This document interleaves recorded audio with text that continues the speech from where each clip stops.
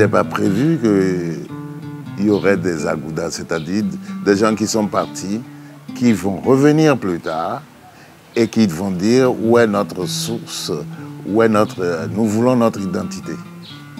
Mais eux, ils avaient déjà acquis là-bas une autre identité. Et c'est ça qui va être une richesse exceptionnelle. Ils ont marqué aussi l'artisanat, l'art de construire. Ce sont les Portugais qui ont initié les maçons, qui ont initié des menuisiers pour faire les meubles qui sont chez nous. Ils ont vécu avec les Blancs. Ils ont copié les habitudes et les mœurs des Blancs. Ils se prenaient pour les supérieurs quand ils ont venu trouver les frères ici. C'est maintenant qu'il va falloir faire le réarmement moral dans ce pays pour leur dire que nous sommes tous des frères.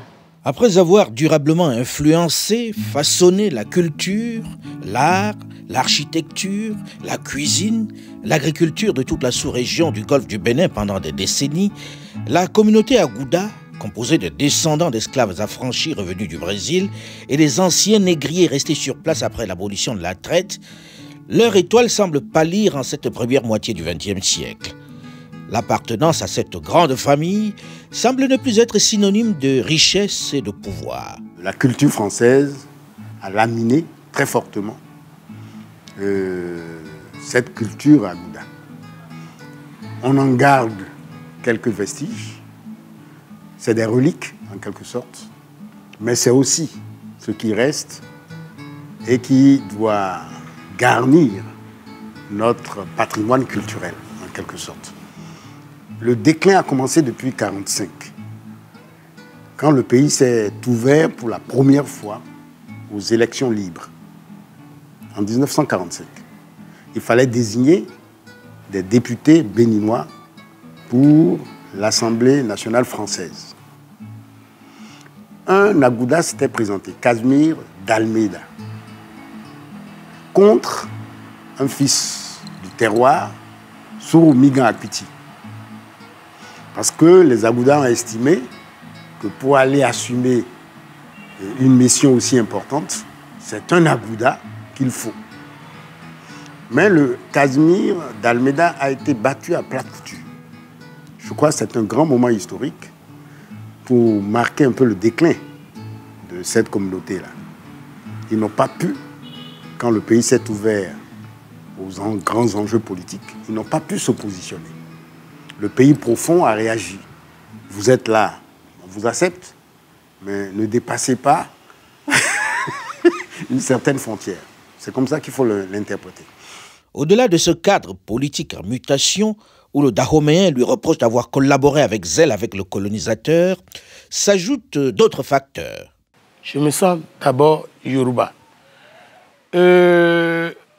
Mon aïeul, qui est resté au service du colon, nous a légué beaucoup de choses. Nous avons également ce patrimoine-là qu'il faut conserver. Donc, nous sommes Yoruba, certes, mais nous devons beaucoup de choses aux Portugais. L'une des raisons du déclin de cette communauté qui a fortement transformé l'économie vient également de l'intérieur. Des Yoruba qui ont souvent vécu dans les familles Agouda et qui ont appris auprès d'eux des métiers et le commerce et qui vont désormais devenir de véritables concurrents.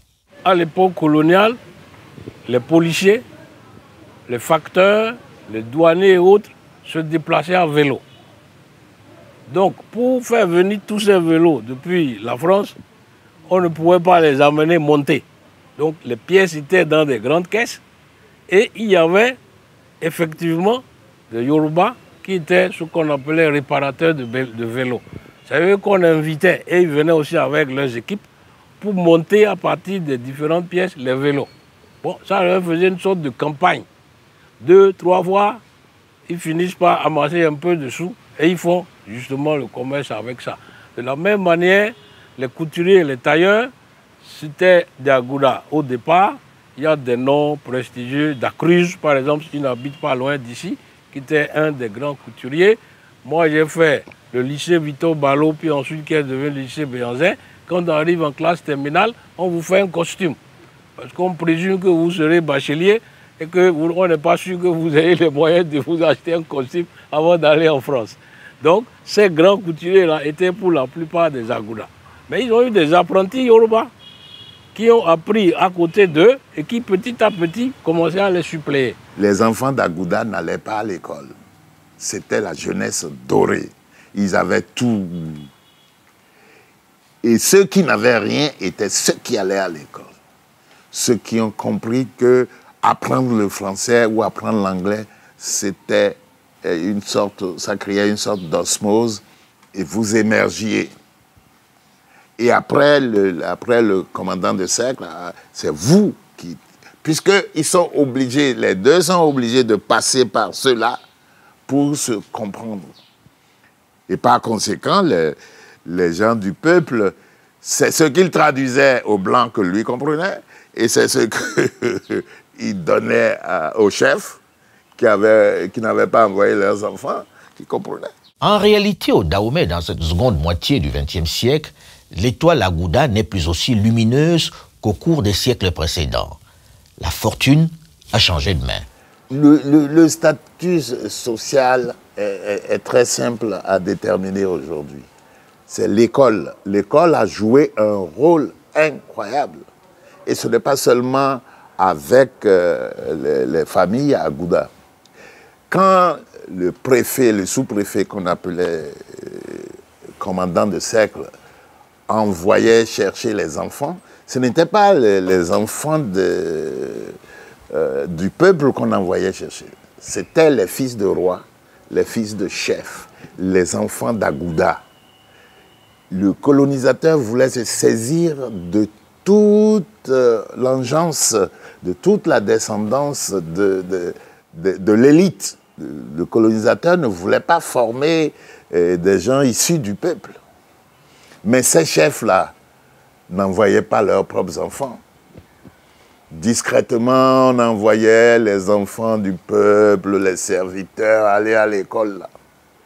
Dans les zones musulmanes, on préférait envoyer les enfants qui étaient à l'école coranique et envoyer les enfants des serviteurs vers l'école occidentalisée. Le résultat, c'est qu'au bout d'un moment, ceux qui vont se saisir de l'éducation, de l'école et autres, c'est ceux pour qui l'école n'était pas destinée.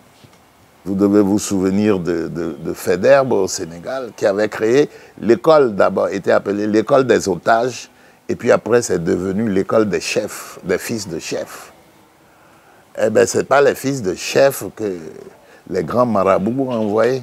Et il y a eu une sorte de révolution qui s'est opérée et qui a fait que le moment venu, ceux pour qui l'école était destinée étaient devenus des auxiliaires. Beaucoup d'autochtones ont été à l'école et sont devenus instituteurs, agents de l'administration, médecins africains comme on les appelait, pontis au Sénégal, formaient aussi des cadres.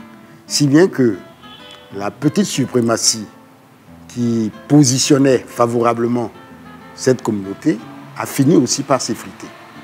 Donc on est rentré dans les rangs, en quelque sorte. On dit qu'on est béninois. D'abord et avant tout, nous nous réclamons de cette citoyenneté-là. On est béninois. Mais par nos noms, par un certain nombre de souvenirs, on se réclame, n'est-ce pas, d'une communauté particulière. Mais ce n'est plus quelque chose... Les murs se sont lézardés depuis longtemps. Ma mère est née d'Orego, et donc elle est d'Orego de Ouida.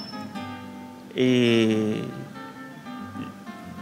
j'ai beaucoup de titia, ce sont les tantes, et de titi ou les oncles. J'en ai connu beaucoup qui sont dans les Déméduros et autres. Et moi, je suis né à Porte-Nouveau. Je me sens à Agouda. Je crois qu'à partir de ma génération, et la frontière, je la connais en ce qui me concerne, c'est quand on a voulu me donner pour épouse une des filles d'un ami à mon papa, une da Silva. J'ai dit non.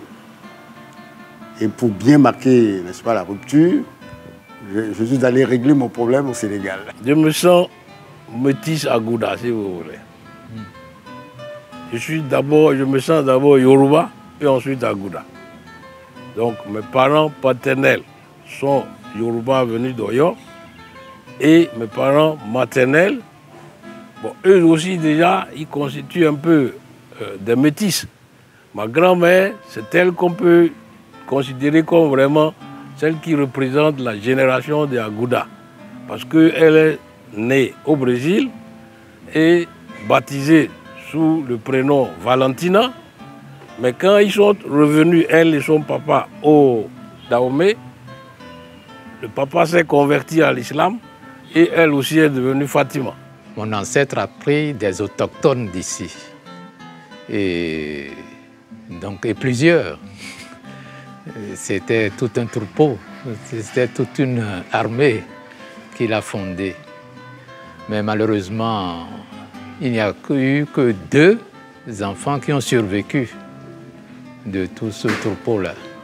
Il y a eu Marcelino et Cosme. Et l'amour étant sans frontières, moi je ne pense pas que personne pourra s'opposer à l'union de ceux qui, étant béninois, qui sont restés, et pas la force des choses à l'étranger, revenant chez eux, ne peuvent pas épouser leurs sœurs laissées sur le terrain.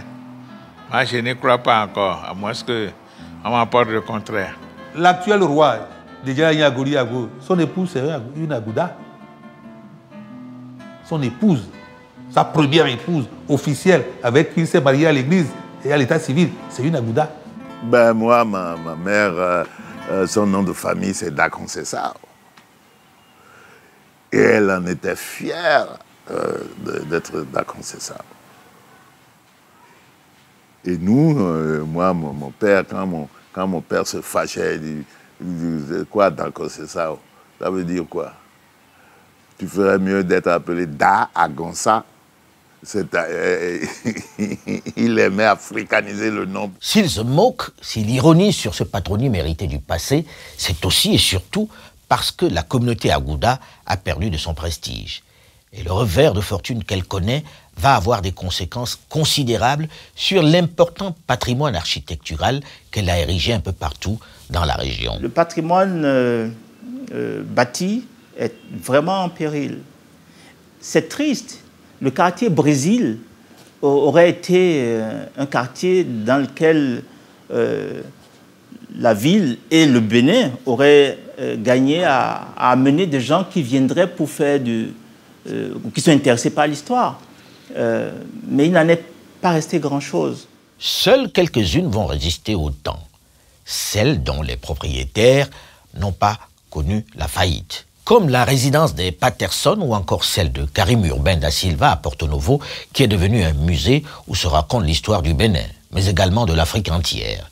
Une maison entretenue dans l'état où elle était du temps de la splendeur de la communauté Agouda, avec ses meubles, avec ses masques, avec les chambres et les lits laissés en l'état, avec aussi les vestiges, les éléments d'apparat d'une certaine époque. Un lieu qui aura servi à de nombreuses et prestigieuses rencontres du fait de la notoriété de son propriétaire, qui aura traversé à son tour tous les grands bouleversements du Dahomey et du Bénin. Ensuite, Karim Urbain da Silva reste l'une des principales figures de cette communauté Agouda.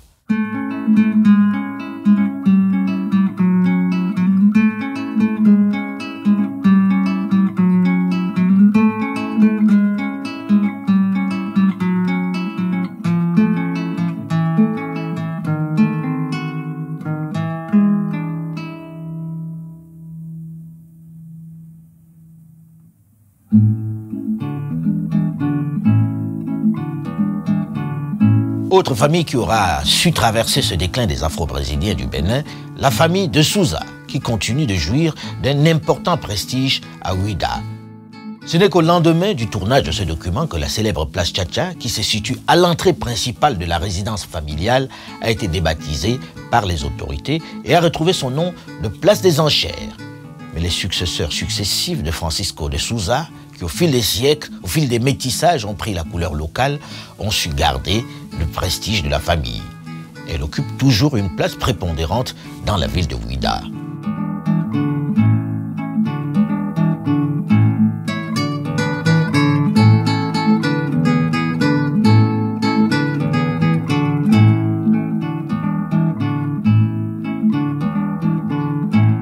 Ces vestiges ne cachent pas le mal qui ronge cette architecture afro-brésilienne. Ces maisons demandent un réel entretien. C'est des maisons qui, encore une fois, à cause de l'indivision, ont été mal entretenues. Comme il n'y a pas eu une politique patrimoniale pour préserver cela, on a perdu beaucoup. Sans argent, la grande majorité des descendants des grandes familles à Ouidah n'ont pas les moyens pour protéger ces bâtisses de taille. Surtout que leur entretien coûte cher. Ça me peine beaucoup. Les raisons sont nombreuses. D'abord, ces raisons participent du mode de construction. C'est des maisons qui ont été construites en terre et souvent en briques cuites, avec des mortiers de ciment. C'était nouveau à l'époque dans cette partie du monde, c'était nouveau.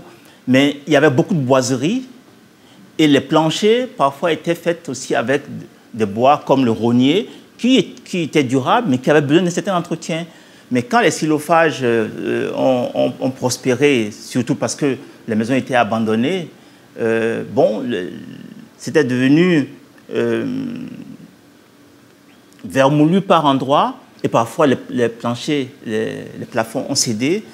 Et l'ensemble des menuiseries extérieures aussi ne fonctionnait plus. Les maisons étaient malheureusement en indivision, donc personne ne voulait faire la dépense. Et il y a aussi l'effet de mode qui est passé.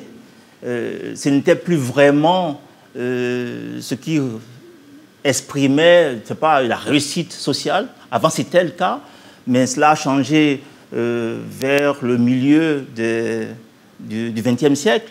Profitant du manque de moyens de certaines familles, quelques hommes d'affaires importants, plus fortunés, ont choisi de s'acheter quelques-unes de ces bâtisses chargées d'histoire. Quelques-uns vont les vendre à ceux qui hier les admiraient. À Porte-Nouveau, on trouve les nouvelles fortunes de la fin du 19e, début 20e siècle qui ont acheté ces maisons-là, parce que ça faisait bien d'habiter dans ces maisons-là. Il y a le haut du panier qui s'en sort, mais il y a aussi le bas du panier qui se paupérise énormément. Et vu la dilution qu'il y a de ces familles dans la population béninoise actuellement, dans les familles, je dirais dans l'indigénat, il y a très peu de gens qui veulent reprendre la suite, soit pour réhabiliter ou bien pour conserver. Il ne faut pas oublier une chose, c'est que dans cette mentalité, moi je le vis tous les jours, parce qu'on est à Porto-Novo. Depuis 2003, il y a sur un programme de 10 maisons qui devait faire un programme pilote qui devait servir à la vitrine de ce qu'on appelle la réhabilitation du tissu afro-brésilien, on n'en est qu'à 2. Vous voyez, pourtant il y a 10 maisons qui ont été taguées. Dans le cas de la famille Hassan Bourema, son père qui est venu du Nigeria et qui a travaillé aux côtés des Agoudas a bâti sa propre maison de style afro-brésilien. Il insiste sur le fait qu'il ne l'a pas achetée. Ce n'est pas acheté. Il a construit. Dans le quartier, c'est la première maison qui fut construite et que tout le monde vienne voir ça. On demande, le plan là, où tu as trouvé ce plan? Il dit non, ne me demande pas, parce que j'ai beaucoup voyagé. Mais l'immense majorité de ces bâtiments qui ont fait la fierté de toute la sous-région où ont vécu les Afro-Brésiliens sont en très mauvais état. Par exemple, les boiseries. C'est fragile, ça coûte cher à entretenir. Donc très vite, les héritiers, ceux qui ont eu envie et qui n'avaient pas les moyens d'entretenir ces boiseries-là, les ont remplacées par ces choses. Parfois, on voit on a enlevé les lames fixes en bois, on les a remplacées par ce qu'on appelle communément des nacos. Ça a dénaturé. Ça a transformé de belles maisons en de vrais bruits visuels dans l'architecture de la ville. C'est vraiment dommage. Si tous sont unanimes pour reconnaître l'originalité de cette architecture afro-brésilienne, si elle constitue l'une des richesses du Bénin, elle semble très peu bénéficié d'un véritable projet de réhabilitation des autorités. Pourtant, les nouveaux propriétaires, malgré l'absence de moyens pour réhabiliter, ne peuvent les détruire. Par manque de financement, je dirais national, manque de financement international et manque d'intérêt aussi des gens qui ne comprennent pas le bien fondé de cette réhabilitation. Nous avons pensé que nous allons... Les gens nous disent « Il ne faut pas casser, c'est très joli, il ne faut pas casser ». En fait, quelques bâtiments coloniaux abritent aujourd'hui des services de l'administration publique, tels l'ancien palais du gouverneur Bayeul, actuel siège de l'Assemblée nationale. Un statut qui contribue dans une moindre mesure à leur sauvegarde. Ce n'est en revanche pas le cas des maisons afro-brésiliennes qui suscitent moins l'intérêt des autorités du fait de leur statut de propriété privée. Il faut régler le problème de l'indivision. Il faut amener les familles soit à s'entendre pour préserver. Donc il faut classer ces bâtiments-là. Il faut dire ça a un intérêt patrimonial qui va au-delà de la famille, qui est un intérêt patrimonial pour la ville, même pour la nation. Et on apporte les éléments d'incitation pour entretenir, parce qu'on sait que cela peut représenter un intérêt culturel pour la ville, un intérêt touristique pour la ville. Si vous voulez, c'est un paradoxe. Parce qu'il y a des familles qui sont à vouloir céder. Mais comme on dit, ce n'est pas la peine de céder un bien qui appartient à une famille qui a quand même une histoire. Par là où nous cherchons à travailler, c'est de faire un bail à reconstruction ou à réhabilitation. La Gouda, c'est tout d'abord la rencontre. La rencontre qu'on a toujours appelée la rencontre des deux mondes, mais moi, que je définis comme la rencontre de trois mondes. C'est-à-dire les bateaux venant de Nantes, s'arrêtant ici, prenant les esclaves et continuant sur l'Amérique. C'est d'abord ce triangle-là. Et une fois qu'on l'a défini comme triangle, on se pose maintenant la question de ceux qui sont partis. Qu'est-ce qu'ils sont devenus? La majorité, sinon une bonne partie de cette masse, ne pouvant plus rester ici, s'était retournée d'eux-mêmes. Peut-être pas la majorité au regard des documents administratifs brésiliens de l'époque et de ceux de la marine, mais un nombre considérable est retourné dès le 19e siècle au Brésil. L'immense majorité est restée sur le continent, dans cette région du golfe du Bénin. Nous vivons en parfaite harmonie. Ceux qui ont perdu le nom, d'abord au Nigeria, ils ont lutté pour ça, comme ça. Et Adema aussi a fait un peu au Togo ici. Ceux qui ne portent plus le nom, dans leur façon de faire, on découvre qu'il y a une petite différence. Qu'est-ce qui reste de palpable? Il y a tout un patrimoine d'abord, un patrimoine bâti qui est là et que nous ne prenons pas assez de temps pour maintenir, pour entretenir. Il y a des liens très forts au niveau culturel entre les intellectuels brésiliens et nous. Mon pays a commis ce que j'appelle une erreur. Dans les lycées et collèges, l'anglais est la deuxième langue, mais très souvent, c'est l'espagnol la troisième langue. Nous devrions prendre plutôt le portugais comme troisième langue. Apprendre le portugais, maîtriser cela. C'est le Nigeria, au contraire, qui fait ça maintenant. On ne peut pas distinguer qui est Agouda, venu du Brésil, et ceux qui sont venus. On se complète.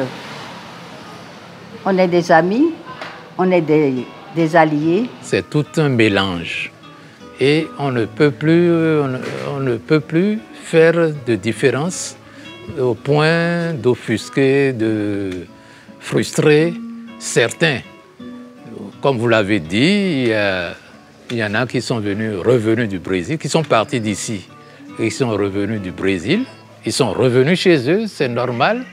Il y en a qui sont donc directement venus du Portugal, du Brésil pour venir ici. Et d'autres avec la culture agouda, ont pris des noms à résonance agouda. Tous ceux-là font partie des agoudas. Au fil des décennies, le melting pot, le métissage, s'est accentué. Les mariages se sont multipliés, mais les patronymes ont survécu et sont étendus sur l'ensemble de la région. Oui, il est difficile de reconnaître par la couleur de la peau un agouda. Je suis restée dahoméenne, à part entière, sans aucun complexe. Cette histoire ne me dit plus rien, d'autant plus que je n'en suis pas l'auteur. Je porte fièrement le nom Gomez parce que c'est de ça que je vis. Et je voudrais qu'il soit justement bien porté par moi-même et par mes enfants et le reste, pour que ce ne soit plus le passé qui compte, mais le présent et l'avenir. Il n'est pas impossible de voir quand quelqu'un d'Abomey, non, de Ouida par exemple, veut se marier avec quelqu'un dans une région où on allait faire ces razzias là. Les gens s'interrogent et disent, vous êtes sûr que si c'est le mari qui vient de Ouida par exemple et veut se marier sur le plateau de Adja ou dans la vallée, on va lui dire, vous êtes sûr que vos parents vont être d'accord? Bon, les jeunes, eux, ils ne regardent plus ce genre de choses, ils n'y pensent même plus. Mais vous êtes sûr que ça va se passer? Vous êtes sûr que ça va être accepté? Ce genre de questions émergent encore. Et pendant les élections, puisque moi j'ai eu l'avantage de faire campagne pour les élections présidentielles, une fois je me suis rendu compte que dans certains secteurs, les gens veulent vraiment savoir d'où vous êtes pour savoir si on peut vous faire confiance. Un agouda qui veut, qui souhaiterait occuper une fonction dans le royaume de Denrobert, on ne peut pas lui confier une fonction clé. On le prend toujours comme un ami. Pendant longtemps, il n'y a pas eu de devoir de mémoire. On n'en a pas parlé, c'était un sujet tabou. Ensuite, quand on a voulu en parler, c'était à travers la mémoire. Légitime. Mais je pense qu'on n'a pas assez fait ce travail qui consiste à dire, regardons, et que nous écrivions l'histoire, non pas en voulant justifier quoi que ce soit, mais en mettant les faits. Et en montrant comment est-ce que cela éventuellement influence les comportements d'aujourd'hui. C'est très probablement ce qui a suscité le festival Gospel et Racines, organisé il y a quelques années par le Béninois Simon Adoveland, avec le soutien très actif du président béninois Mathieu Kérékou. Un festival qui avait pour vocation la réconciliation et qui a réuni à Cotonou, Ouida et Porto Novo de nombreux Noirs de la diaspora venus du Brésil, des Antilles et des États-Unis d'Amérique. Une démarche qui illustre bien le fait que malgré le temps qui s'est écoulé, malgré le fort métissage qui s'en est suivi, il existe encore quelques cicatrices encore vivaces de cette traite des hommes. La question du pardon reste pendante. Ce pardon symbolique est humain. Humain et plein de sens. Plein de sens. C'est comme une bénédiction. Ce serait comme un grand soulagement, un poids qu'on aurait enlevé même à ceux qui sont en Amérique et qui n'ont jamais connu l'Afrique. Qu'ils apprennent que leurs parents qui sont restés au pays ont fini par comprendre que l'acte qu'ils ont posé pour qu'ils se retrouvent au-delà de l'Atlantique n'était pas un acte salutaire, n'était pas un acte humain. Je crois que le passé est pour le passé. Et comment construire la nouvelle société où il fera bon vivre, c'est ça qui est le plus important. La demande d'Abomey est une demande fondamentale et qui est restée toujours attendue et non réalisée. On aurait dû essayer quelque chose à travers Ouida 92. mais on a raté le coche. Des démarches ont pourtant été entreprises tant par les chefs religieux et politiques que par les royaumes, notamment celui d'Abomey, impliqué dans la traite négrière, afin que ce pardon devienne réalité. En 1998, il y a une délégation gouvernementale conduite par une ministre, c'était une femme qui était ministre à ce moment-là, de la culture, de l'alphabétisation, une délégation dont je faisais partie. Nous sommes rendus à la Martinique, où nous avions présenté nos excuses qui ont été acceptées par nos descendants qui sont là-bas.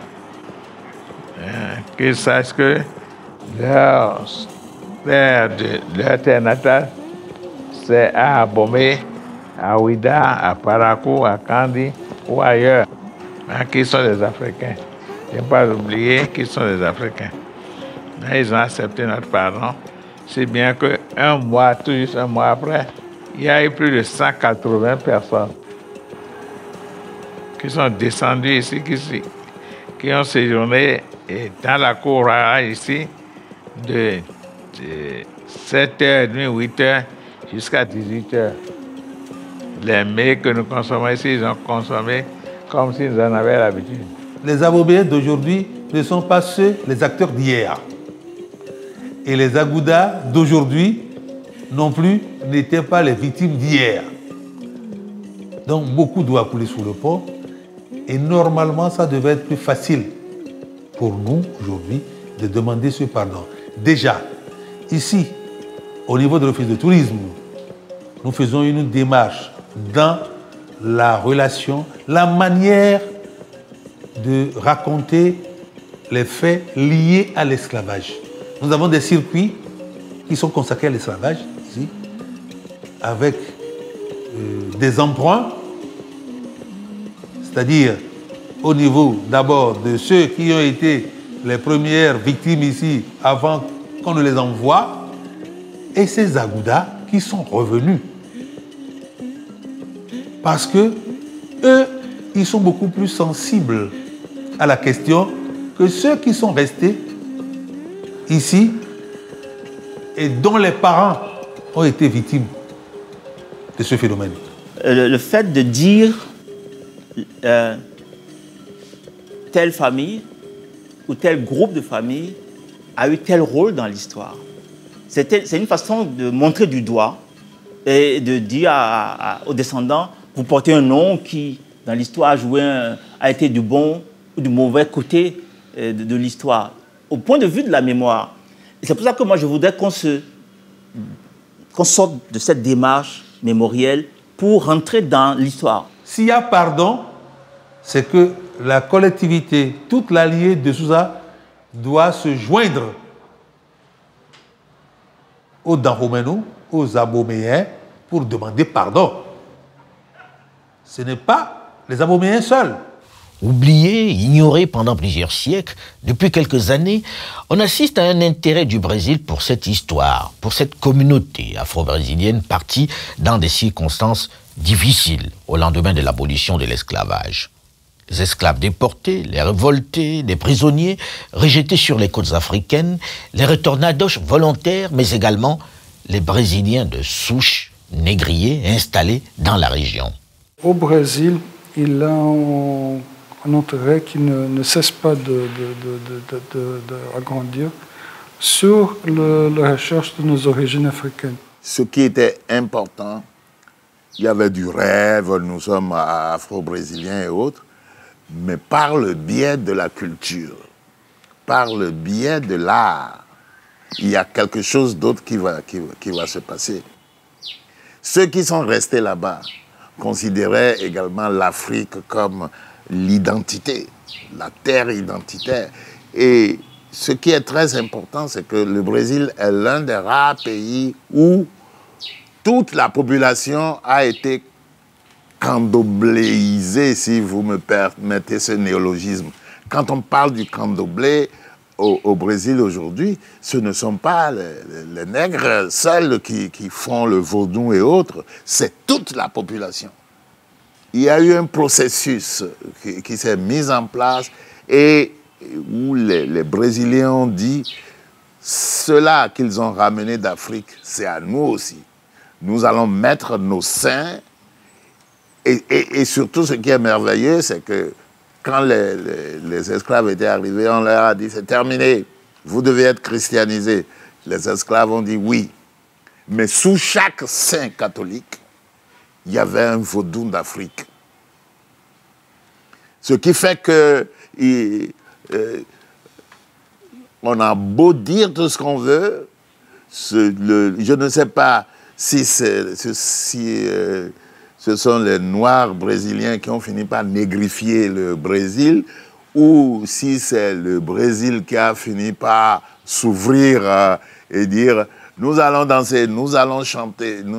Mais de tous les pays, c'est là où il y a eu cette créolisation très forte. Ce regain d'intérêt pour leurs origines africaines s'est surtout manifesté avec le passage du président Lula à la tête du Brésil. Il semble prendre un caractère diplomatique de plus en plus fort. L'ambassade de contacts réguliers avec la communauté ici, on est en train d'essayer de développer ces contacts. On a l'Agence brésilienne de coopération et l'Institut du patrimoine historique et artistique national du Brésil, en collaboration avec le ministère de la Culture du Bénin, ont mené un projet pour faire un inventaire des biens culturels afro-brésiliens au Bénin. Et à ce moment-là, le gouvernement du Bénin, dans le cadre du projet de développement de l'infrastructure touristique, envisage la récupération de ce patrimoine. Quand vous allez à Bahia, ils nous ont donné un grand bâtiment. Ils ont mis à la disposition et où ils disent « vous devez apporter vos œuvres, etc. » Et nous allons. C'est l'un des rares pays d'Afrique où le Brésil a un ambassadeur. Et nous aussi, malheureusement, le président Yahi devait aller à Bahia. Et le président du Brésil l'attendait devant. Mais bon, il n'est pas allé et c'était vraiment regrettable. Cet intérêt pour leurs origines africaines s'applique également dans le domaine cultuel, avec un désir de pratiquer le culte vaudou à l'authentique, tel qu'il se fait au Bénin. Le chef suprême du vaudou, son éminence, le feu Dagbo, Kouno Agbessi, Kouna Ier, devait donc aller là-bas et il avait une certaine relation, une certaine coopération entre eux. Et quand on devait inaugurer la maison du Bénin au Brésil, où il était parti, n'eût été son influence, les administratifs qui avaient accompagné l'équipe ne pouvaient pas aller dans leur couvent, puisque c'est véritablement gardé. Si au Brésil, l'intérêt pour les cultes africains grandit, si certains essaient de retrouver leurs racines noires, au Bénin aussi, quelques familles, quelques figures dans la communauté agouda s'emploient également à conserver les rites et traditions afro-brésiliennes. Certaines pratiques venues de là-bas. Il y a eu un travail intéressant il y a quelques années appelé Lettres d'Afrique, que les familles de descendants de Brésiliens établis en Afrique, pas seulement au Bénin, mais aussi au Togo, au Ghana, au Cameroun, ont écrit des lettres à ces familiers au Brésil. Les célébrations, les carnavals ont certes perdu de leur superbe, mais certains rites afro-brésiliens, quelques pratiques ramenées de Bahia, sont entretenus et même enseignés souvent par des Béninois non agouda. C'est le cas du Kaleta. Et au Bénin, le législateur a mis dans le programme scolaire béninois pour les enfants qui sont au cours primaire, sur 6 classes, ils ont imposé dans l'éducation artistique, j'apprends à fabriquer mon Kaleta pour les élèves du CE2, du CM1 et du CM2. Donc c'est dit que au-delà du masque, au-delà du côté artistique, c'est des valeurs que le législateur veut transmettre à des enfants à cet âge pour qu'ils soient des citoyens pleins, des citoyens capables de travailler en association et non en individualisme. Malgré l'intérêt décroissant des Agoudas et des Béninois pour les fêtes, les festivals et les carnavals qui rythmaient la vie de l'aristocratie afro-brésilienne à la fin du 19e siècle et au début du 20e, ils sont encore quelques-uns à les entretenir tant bien que mal. Ce n'est plus la grande foule dans les rues, mais la fête survit au temps. Amaral fait partie de ceux-là. Il est l'organisateur du carnaval Bonfim. Amaral est certainement l'un des principaux gardiens de cette tradition afro-brésilienne. Passionné de son histoire, il s'est rendu souvent au Brésil à la recherche de sa famille. J'ai rencontré la grande famille Amaral au Brésil. Avant mon voyage, les Brésiliens venaient ici assister à la fête Bonfim ici.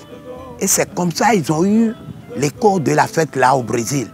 Et il y a l'un de la famille Amaral, appelé Renata. Elle est venue du Brésil pour assister à la fête. Elle est venue en 2010. Elle est venue en 2014 pour assister à la fête. D'ailleurs, c'est elle qui a organisé mon second voyage au Brésil. Parce qu'il a entendu qu'il y a la famille Amaral au Bénin. Et lui, il est de la famille Amaral. Elle est au Brésil. C'était formidable. Elle a dit qu'elle a retrouvé enfin sa famille qui est partie en Afrique. Elle est blanche, elle est brésilienne. Mon second voyage au Brésil, j'ai fait des recherches. J'ai cherché mon origine même, la famille Amaral. J'ai rencontré la grande famille au Brésil, à Bahia et à São Paulo. Tout le monde veut être brésilien. Si tu sais que tes aïeuls ont quitté le Brésil pour l'Est d'Armée, c'est à toi d'œuvrer. Moi, j'ai œuvré pour chercher mon origine. Oui, j'ai œuvré. J'ai cherché. Je suis parti en profondeur. Ce n'est pas la tendance générale, loin s'en faut. L'écrasante majorité des Agoudas se sent béninoise et n'entretient quasiment pas de rapport avec le Brésil. On n'avait plus de relation avec le Brésil, ni avec le Portugal. Mais comme vous le savez, tous ces Brésiliens venus sur la côte d'Afrique étaient tous polygames et ils avaient eu beaucoup d'enfants. Donc, on vivait en communauté familiale. Alors, nos relations s'arrêtaient à nos relations familiales, du côté de Souza et du côté de Medeiros, et avec certains amis qui furent nos alliés. Finalement, je suis comme tous les autres Béninois. Et je suis, d'après ma généalogie, de la 5e génération. Et je ne peux plus me dire maintenant que je suis portugais ou brésilien ou je ne sais quoi. D'autant plus qu'il y a eu le melt pot. Il y a eu ce mélange entre métis et autochtones qui a donné peut-être une belle couronne que vous voyez. Je suis allé 2 fois au Brésil. Alors, la première fois que je suis allé au Brésil, on était dans un grand hôtel. Alors, le matin, pour le petit déjeuner, il y avait donc le continental européen et le brésilien. Actuellement, je suis allé du côté brésilien et ma grande surprise, c'était comme si c'était le petit déjeuner à Porto Novo. Avec de la bouillie, n'est-ce pas? La bouillie de tapioca, la bouillie de maoué à cuit, avec des morceaux d'igname bouillis, avec des œufs brouillés, enfin, vraiment, avec le dja. Alors, la friture. Ça vraiment, j'ai été très étonné. Et naturellement, la plupart des Brésiliens qui étaient dans l'hôtel, c'est vers là qu'ils se sont tournés. Une autre fois, on était à Fortaleza et nos amis qui nous ont reçus nous ont amenés dans un restaurant libre service. Alors, je vais naturellement à la table et je vois du gari, n'est-ce pas, brouillé, avec, avec aussi du dja, etc. Alors, je demande à la dame, comment vous appelez ce gari brouillé, gari photo là? Elle dit farofa. je me mets à éclater de rire. Parce que c'est mon épouse qui avait l'habitude de préparer ça à la maison. Et c'est par elle que j'ai appris Farofa. Je dois œuvrer pour avoir ma nationalité. Ah oui, parce que mon grand-père, Amaral, Venancio Saluciano, il a quitté Bahia pour l'Est d'Ahomey. Là-bas, ils m'ont dit, toi, tu n'es pas béninois, tu es brésilien. Une fois que tu chantes déjà, tu fais tout avec nous, tu n'es pas béninois, tu es brésilien. Ainsi, plusieurs siècles après leur retour et de nombreux millions de mariages et de métissages sur le continent après, que reste-t-il de cette communauté Agouda qui a fortement influencé la culture et le commerce dans cette région? Ils ont eu une empreinte sur l'éducation, parce qu'ils ont été, quand la colonisation est arrivée, ils ont été les premiers intermédiaires. Mais peut-être avant ça, il y a aussi qu'ils ont été les premiers intermédiaires dans le commerce. Donc ils ont marqué la façon de faire des transactions. Il y a des vestiges qui sont toujours là. Peut-être pas aussi vivaces qu'au moment où moi j'ai vécu tout ça, mais les noms sont toujours là. On ne gomme pas Carlos, on ne gomme pas Da Conceição, on ne gomme pas Da Silva. Les noms sont là, nous les portons. Ce sont nos patronymes, on ne les rejette pas non plus. La communauté Agouda s'est agrandie et continue à Porto Novo et à Ouida d'organiser certaines fêtes, quelques cérémonies héritées du Brésil. Mais au fil des décennies, elles se sont enrichies des particularismes locaux. Oui, il y a une association des Agouda qui ont fait un inventaire de familles Agouda avec une relation de tous les noms de familles qui sont les descendants de ces gens qui sont venus du Brésil. Cette relation des Agouda actuellement du Bénin avec le Brésil, c'est surtout une relation mythique. Le Brésil est un mythe ancestral. Cette relation que Milton Gourand décrit comme mythique avec le Brésil a également laissé des traces profondes dans la région de Bahia au Brésil. Situation assez singulière que celle de ces Agouda, issus de l'une des plus tragiques, longues et douloureuses histoires de l'humanité, la traite négrière. Un commerce odieux et inhumain qu'il faudra absolument raconter sans passion et sans parti pris. Les descendants des victimes se sont finalement retrouvés et mariés et constituent sur ce territoire du Bénin une communauté totalement intégrée dans leur environnement. L'illustration d'une réconciliation en douceur. Le moment est peut-être venu pour les historiens d'en faire un programme complet pour les générations à venir.